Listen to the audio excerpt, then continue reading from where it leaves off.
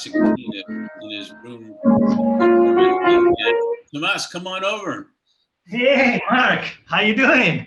I am good. I wish we had more time to listen to that. Maybe towards the end of the interview, you can do another couple of minutes on our way out. How's that? Yeah, maybe next time. Next time or at the end of the interview, if there's time. Yeah. Both times. No, welcome. Bienvenido. Muchas gracias. Thank you so much. Thank you for having me. It's always a pleasure to talk to you. So. Thank you. The same thing here. And I would say the best place to start would be if you could briefly introduce yourself, a little bit of who you are, family, background, and then we'll chat. Yeah, sure. So first of all, thank you for having me here. I'm Tomas Flier. I'm currently a leader in the diversity, equity, and inclusion, or DEI space at Google here in California. I was born and raised in Argentina. That's why I have this thick accent. I come from a Jewish family that ran away from Europe. Sorry, thank you. Thank you. Yeah, went to Argentina in the 30s and in the 40s during the war. And I've been at Google for 8 years, moving around. This is my dream job, but I did marketing in Google Photos, in Google Cloud. I lived in Brazil for many years and in sales in Argentina. But although my core jobs were different, I always did inclusion work for more than 10 years in different capacities because this is my life. Yeah. No, that's very cool. And I saw, when I first saw you and I looked at your profiles, the first line caught my attention right away, which was empower and serve. Pretty strong statements right at the top. So before we get into this further, I want you to share with us your why. Basically, since when did you discover this why, and why do you do what you do? I love that. I'm smiling because I love that you're asking about why. I'm a purpose-driven person, so the best way to understand what I do is by why I'm doing. Right? This for me, I always joke that it's both a curse and also a blessing, because this is my calling. This work is my calling to serve, as you were saying, historically marginalized groups through systemic change. Basically, bring voices from the margins to the center by hacking the systems of my company now, with the objective of building an equitable workplace for all. Why? It's so hard to understand, but I connected. There are so many reasons behind our whys, right? But it probably started when it's a combination of factors. From one side, probably what gave me the empathy is that I felt othered many times, right? Maybe suffering anti-Semitism at school as the only Jewish guy, or when I moved to the US and having to assimilate to a corporate culture that wasn't so aligned with my Latino culture. And as Professor John Powell says, belonging is such a primary human need. It is. And everybody felt othered at some point. So if I recognize that systemically there are some groups that are othered structurally, then we need to do something about it. But from the other side, probably what gave me more, just connected more to this calling and this why, is that since I was young, I was faced with the fact that my dominant identities as a white passing, wealthy, cis, straight man gave me opportunities that weren't proportional to my skills or my efforts. So of course I had a lot of guilt, but I transmuted it, I changed it into a sense of responsibility. So few have these chances, so I'm going to take those chances, but I'm going to use that influence to ultimately change these systems that gave me those unearned opportunities. And that's why I was telling you, even if I was doing marketing or sales, I always worked on challenging that status quo and finding creative ways to build spaces of belonging. But it's hard work. It is hard work, but it becomes less hard if that reason is strong. Yes, always. You know, Yes. otherwise it's just a job. And you know, I know a lot of people that work a lot of hours, but they love what they do, and it's not quote unquote work, some type Yeah. of thing. And you know, we're in a time right now. So I love that story, and you know, I can relate to some of that too. You know, when I grew up in Montreal, and it's very diverse, but there was also times where people who didn't understand, you know, would throw pennies at a Jewish person or something Mm. like that.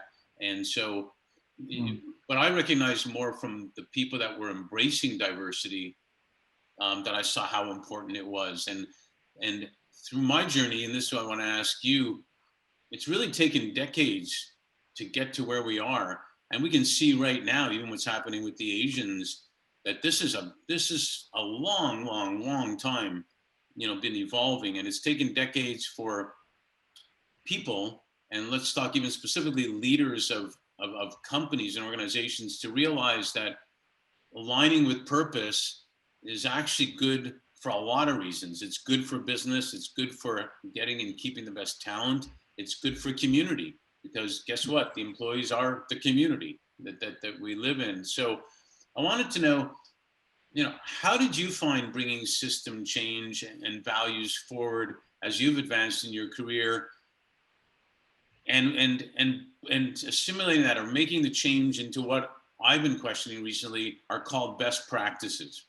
Hmm. And because if they may not be, how can you transform people and even yourself to be leaders who care about this if you can't get through that wall of so-called best practices? Yes, yes, yes. Okay, so much to I unpack know, there. no. But yes, yes, and yes. If you align purpose, if it makes sense what you are doing, then you don't have to encourage folks or on why they need to be motivated to do something. And we are asking more and more to people to bring their best selves to work or their whole self to work, because we know that then folks will give everything for the cause. And this is such a noble cause. When we realize and we start having awareness that there are folks that are other. Thank you for calling out what's happening now here in the U.S. in the U.S. and globally with the Asian community, and how this hate brings more hate. Right. And on the flip side, like purpose, serve, and belonging, also it's a virtuous cycle. To start unpacking your questions, so I love the last time that we discussed that you were bringing this concept of trusted practices. And this is phenomenal because, especially in this field of work that is so new and so complex, there are no best practices. Okay, this is the best practice. Actually, we need to start by there. There's no roadmap. And that is something good, because when we are talking about spaces of belonging, we are talking about people and different people, diverse people getting together. So the first concept that is important to embrace is to co-create a culture of belonging.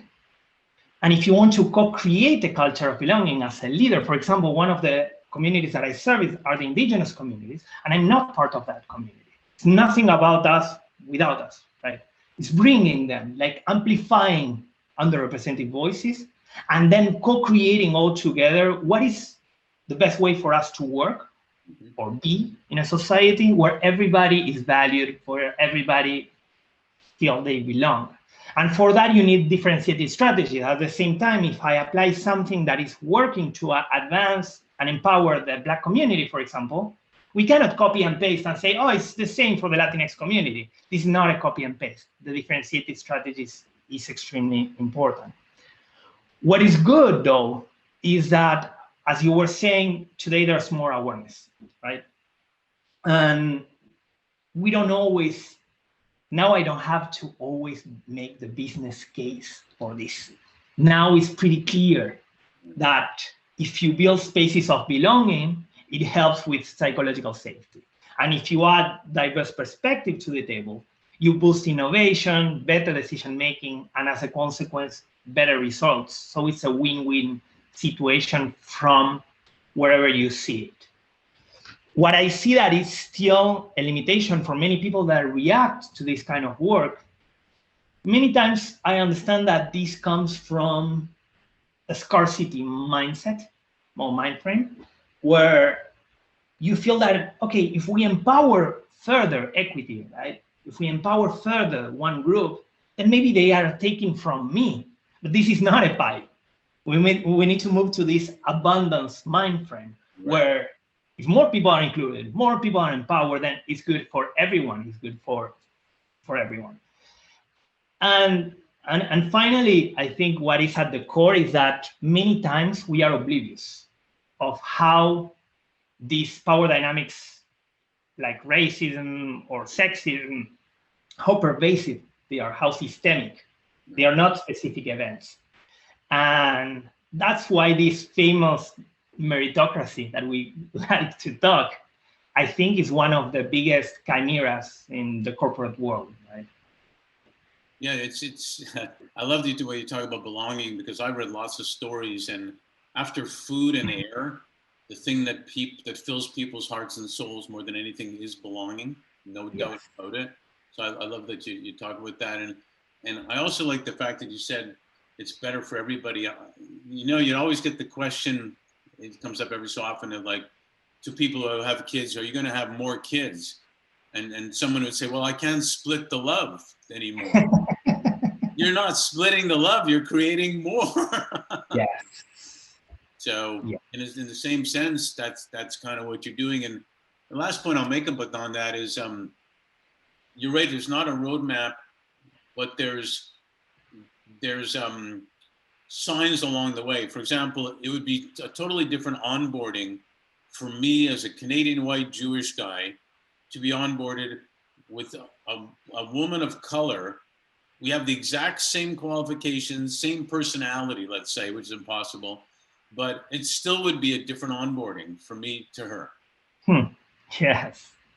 And I love that you are bringing both of them, belonging and onboarding. That is something that I've been researching and working a lot on intervention, because there are so many now studies showing how the onboarding, especially for underrepresented groups, like, for instance, the Black and Latinx groups in the tech industry, and if there's low belonging in the onboarding time, then the correlation is so high with performance that it can be predictive.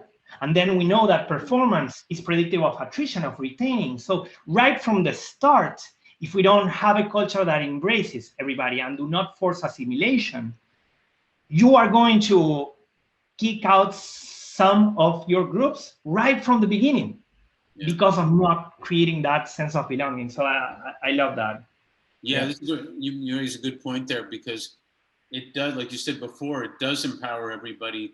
You know, again, I usually use the sports analogies. If a new player is on a football, to use the Latin term football, or a hockey team, to use the Canadian one, if you bring a new really good player into a team and the players don't onboard that player to the team, it's going to take a while to get that player to perform. If everybody welcomes him in and says, we're going to do this and this and that and whatever, that player's psyched. He's going to play like crazy.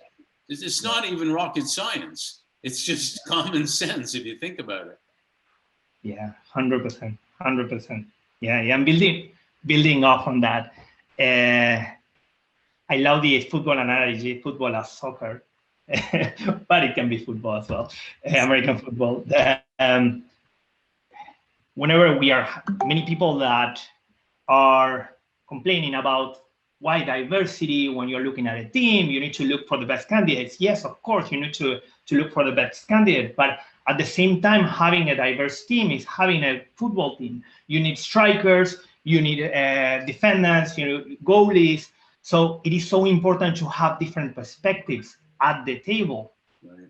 So you can serve not only the totality of your users and customers, but yeah, again and again, there are so many studies showing how different perspectives, different experiences in an environment of in an inclusive environment where everybody feels they can speak and they are valued, then it's going to come better decisions, more innovative solutions. So yeah, 100%. Yeah, to me, it never made sense that you wouldn't want to taste other cultures' foods. You wouldn't want to know what they feel like in a certain situation. You would always want to know, why do they believe what they believe? I mean, I don't know, right? It seems to me that's what you want. And if there's conflict, that's good too, because conflict doesn't have to be an enemy. It could just mean you have different ideas. Let's figure it out, Yes, 100%. 100%. We all strive for that consensus all the time, but consensus is not unanimity, and right. it's the synthesis of different views. We are going to get much better as a group. Right? Yeah, for example, an Argentine steak is way better than other steaks. That is my perspective, but I'm biased. So. But a Montreal bagel is way better than an Argentinian bagel, even if a Jewish guy in Argentina is making it. So, yes. So let's get that. So, my grandparents were from, on my mom's side, were from Kiev. And they would always say with the accent, as long as you have your health, that's the most important thing.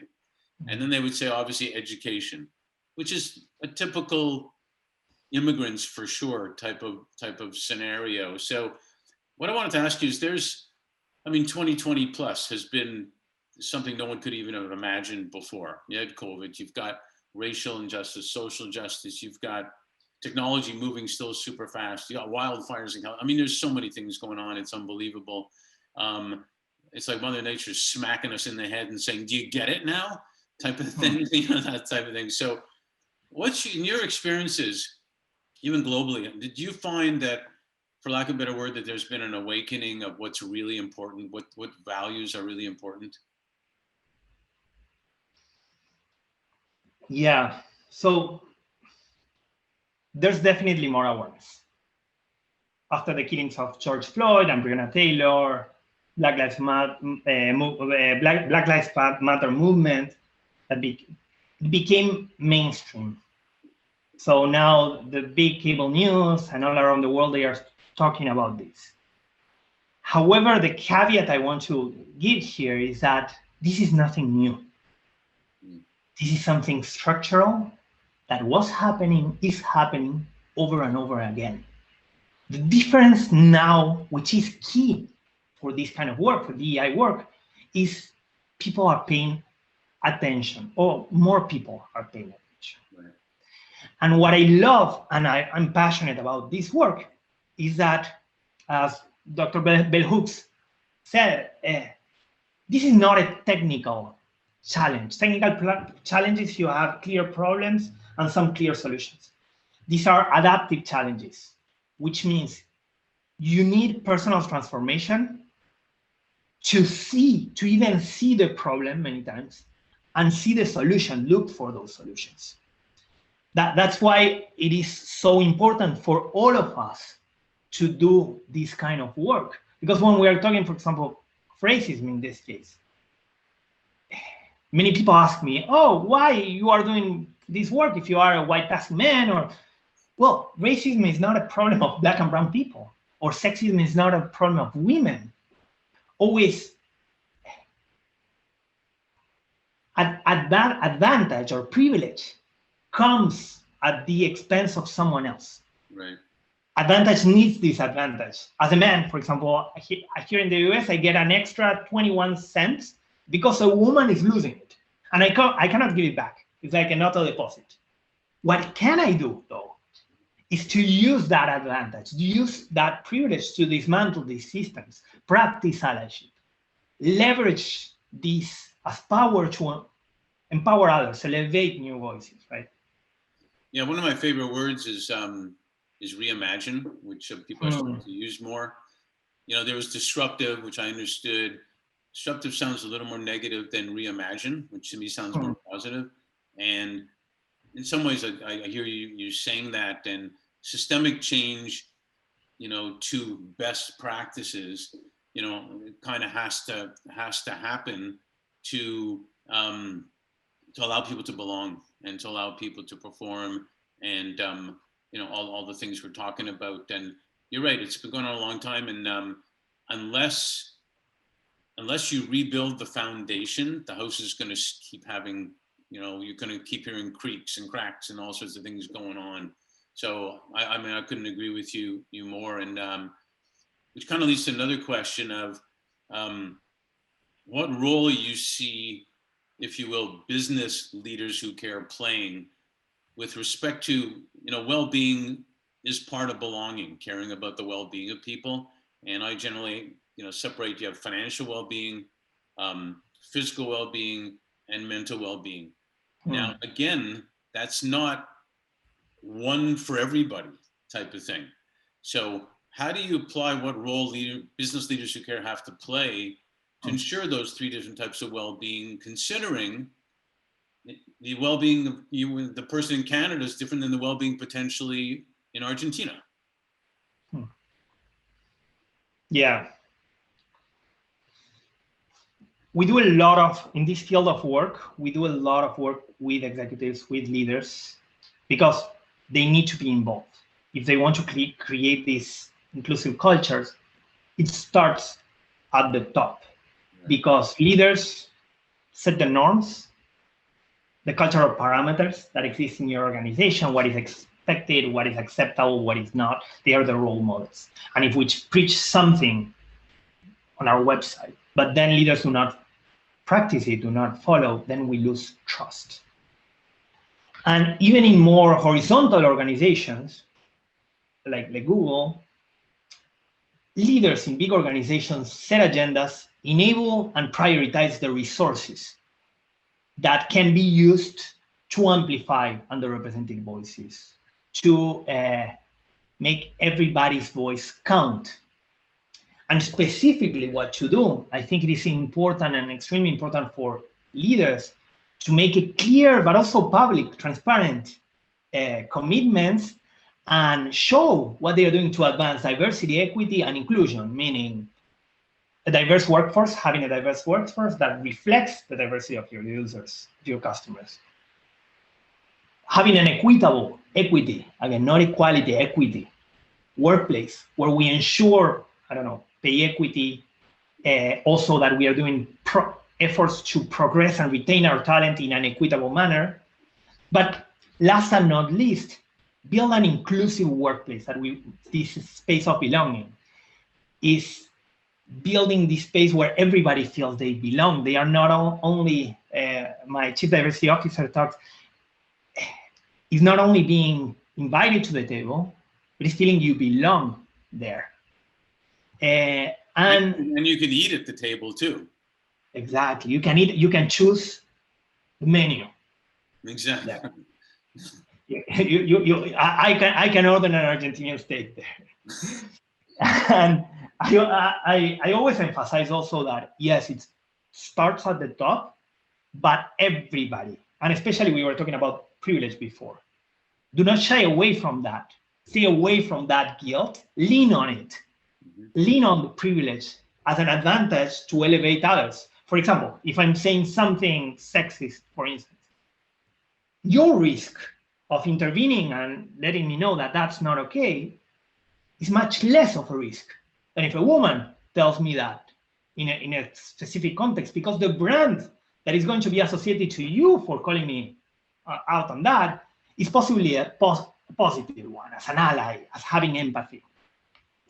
And also understanding that, yes, if I say something that sexist, it's not because I'm a sexist, but the system is like that. The system is sexist. So instead of calling me out, also calling me into the conversation. So I can understand that what I'm doing might be othering, might be harming others. So that is why it's so important, the collective and the community, to address these issues. Yeah, no, I think that's really smart. In a way, it's education too, because people have grown up in different cultures, different eras, different things, and they might not necessarily be bad people. They just may not know. You know, I mean, I remember my dad telling my mom, "Bring me this, bring me this, bring me this for dinner all the time. Bring me this." And at one point, I remember as a 10-year-old, I said, "Dad, it's right over there. Get it yourself," type of thing. But that's the way it was at a certain time. So, yeah, I think you know, being able to have a conversation or have a relationship where you call people out without making them bad people or wrong people, you know, can work. And then the person has to be able to accept, man, I made a mistake, not like I didn't do anything wrong type of thing either. Yes, yes. We talk so much about assuming good intentions, which is okay, it's important, but also it is so important to own my impact. Right. As you were saying, yeah, I love that. So with so much that's happened in 2020, and here we are into 2021 already, and yeah, one of my clients said this to me a while back for about 2020. He said the year has flown by slowly. And it was brilliant. And so here we are in 2021. What are you most grateful for now that we're moving forward?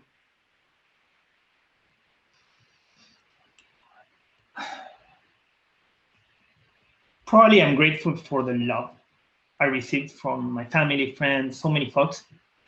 I come from a very collectivist culture, right? But now that we are forced to be separated, everybody, the good thing about that, if there's a good thing, is that everybody is understanding more the need of hugging, of being in person, not looking at this screen all the time, of being present with each other and not with a cell phone. We are valuing more the human contacts and our need to be in collective. So I feel it because I receive much more love, that people crave and are giving more love than ever right now, which that is what I'm grateful. Yeah. No, that's a great way to conclude. So can you take us out with a little bit of your classical pianist style? Yeah, of course. Thank you so much for participating. Thank you so much for inviting me, and anytime, it's always a pleasure to talk to you. You're definitely one of the leaders who care. Thank you. You are too.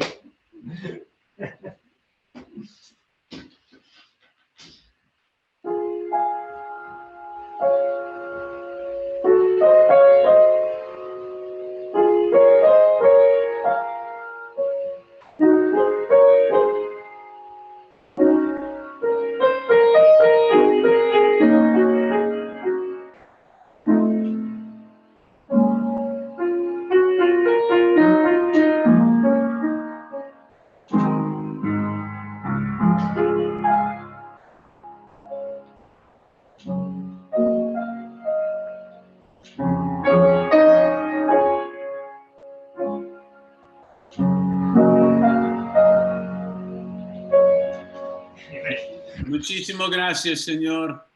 Muchísimas gracias por invitarme. Thank you so much. My pleasure.